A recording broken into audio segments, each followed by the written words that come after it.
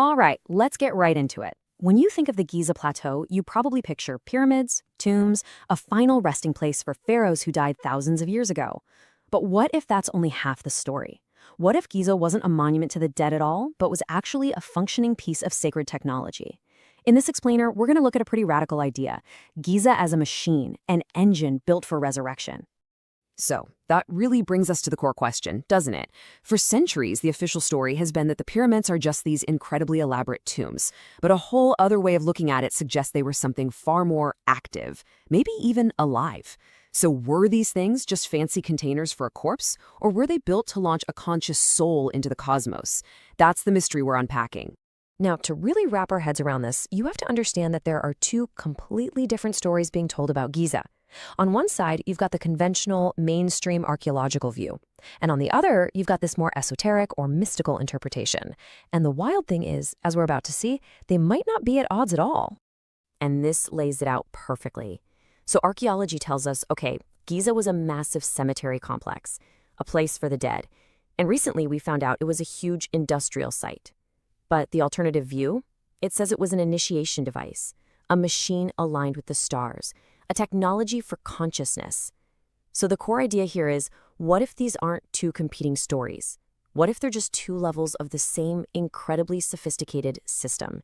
You know, one is the hardware and the other is the software. The very first clue to figuring this whole system out has been hiding in plain sight this whole time. It's in the name the ancient Egyptians themselves gave to the Giza plateau. See, they didn't call it Giza, they called it Rosetau. And that name? Well, it holds an absolutely incredible secret about what this place was for. So, Rosetau, what does it mean? Literally, it translates to the mouth of the passages, or, and this is the one that really matters for us, the mouth of the dragging. Now, on a physical level, this makes perfect sense. I mean, just think about it. They were constantly dragging these massive stone blocks, funerary sleds, everything across the sand. The entire place was defined by that one grueling action. But here's where it gets really interesting. Thinkers like R.A. Schwaller-de Lubitsch saw a much deeper, metaphysical meaning here. What if dragging wasn't just about moving rocks? What if it was an alchemical metaphor? You know, like how you rub two sticks together and the friction creates fire?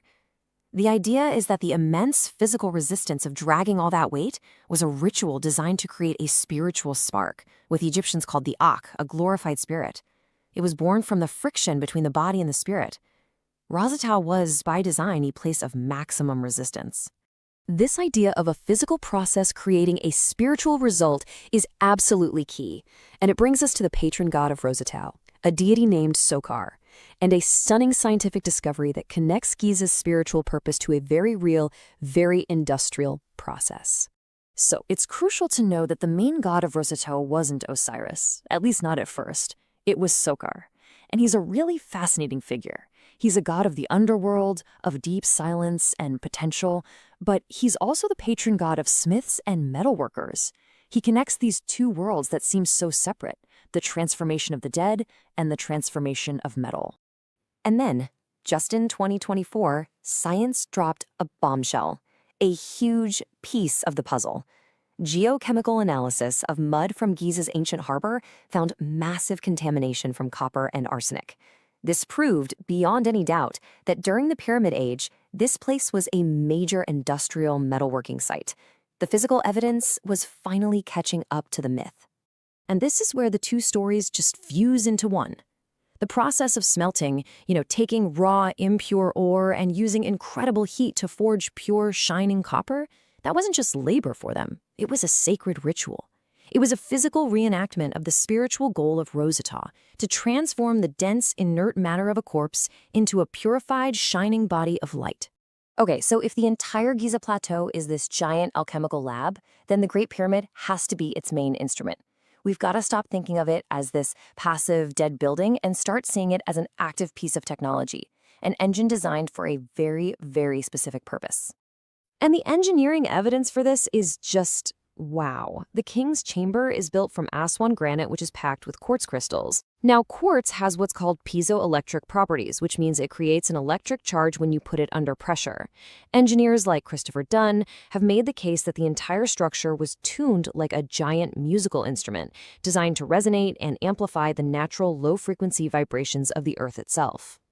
This leads to this theory of a three-step process. First, resonance. The pyramid acts like a giant speaker, humming with the energy of the planet. Second, immersion. The person, the initiate, is lying inside the sarcophagus, just getting bathed in this powerful field of sound and vibration. And third, separation. The experience becomes so intense it triggers what's called a mystic death, a temporary separation of consciousness from the physical body, letting the soul travel freely. But separating your consciousness is only step one. Once the soul was free, the machine had another job: to aim it, to launch it toward a specific cosmic target. And this is where the pyramid's most mysterious features really come into play. Yeah, for years, we've called them air shafts, but that theory just doesn't hold up. They were sealed at both ends, they don't even go outside. A much more compelling idea is that they were fixed meridian telescopes. They were precisely aimed channels designed not for air, but for the soul. They were literally stellar launch tubes. And they were not aimed randomly, not at all. The northern shaft from the king's chamber pointed directly at Alpha Draconis, which was the pole star at the time. This was the path to the imperishable stars, a symbol of cosmic immortality. And the southern shaft? That was aimed at Alnitak, the brightest star in Orion's belt, which for them was the celestial kingdom of Osiris, the god of rebirth. So the machine wasn't just for separation, it was for stellar navigation. So let's pull all these threads together now. You have the physical friction of Rosetau, the metallurgy of Sokar, the acoustic resonance of the pyramid, and the precise stellar alignments. What we're looking at isn't a collection of separate beliefs. We're looking at a single, coherent system. We're looking at an engineered afterlife. This slide just puts it all in one place. Let's walk through it. Rosetau isn't just a place of dragging, it's a place of spiritual friction. Sokar isn't just a god of the dead, he's the principle of alchemical fusion. The Great Pyramid isn't a tomb, it's a harmonic resonator. The sarcophagus becomes a sensory deprivation tank. The shafts become waveguides for soul projection. And even the copper slag they find there isn't just industrial waste, it's the physical residue of these sacred alchemical operations. Every single piece had a dual purpose. So the ultimate point, the big takeaway, is this. The goal of this vast, complex machine was not to mummify and preserve a dead body for the future. It was to manufacture something new, to produce an Akh, a luminous, glorified spirit that was born in Rosetau and was capable of consciously navigating the entire cosmos. And that leaves us with one last, really provocative question. It just forces you to re-examine not only Giza, but our whole understanding of the ancient world. What if we've been looking at their greatest achievements as static monuments to the past when they were actually dynamic, functional engines designed to explore the final frontier, consciousness itself?